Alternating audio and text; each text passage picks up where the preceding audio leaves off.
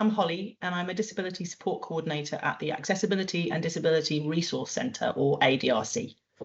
And I'm Eleanor, the Senior Disability Support Coordinator. I'm going to be speaking with Eleanor about study skills support to give you a better understanding of what it entails.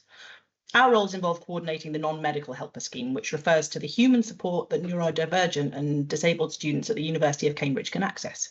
A study skills support is one type of non-medical helper support. So, Eleanor, could you tell us a bit about study skills support and its purpose? Absolutely.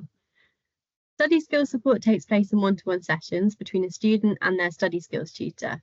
Usually, students can access up to an hour per week of study skills support. And study skills tutors support students to address barriers to participating in their education by supporting them to learn more effectively. So, for example, a study skills tutor can support you to understand your individual learning style and your strengths, as well as the areas you find challenging. They can support you to refine your compensatory strategies that you've developed, as well as introduce you to new strategies, and develop efficient ways of studying overall.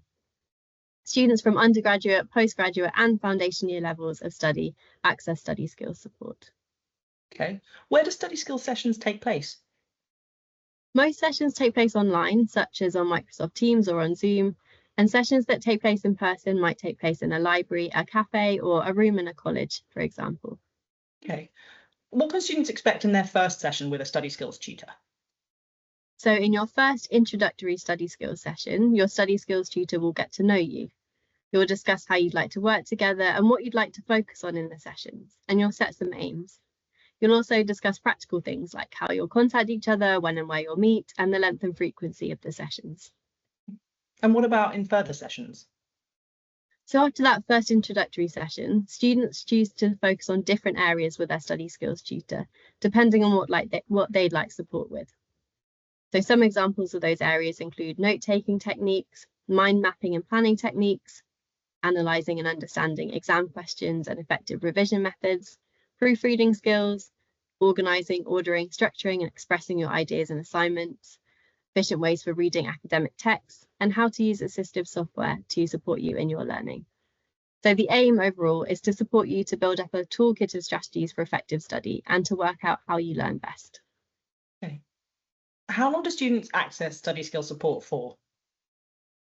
So as well as choosing to focus on different things in their sessions, students also access study skills for different time periods.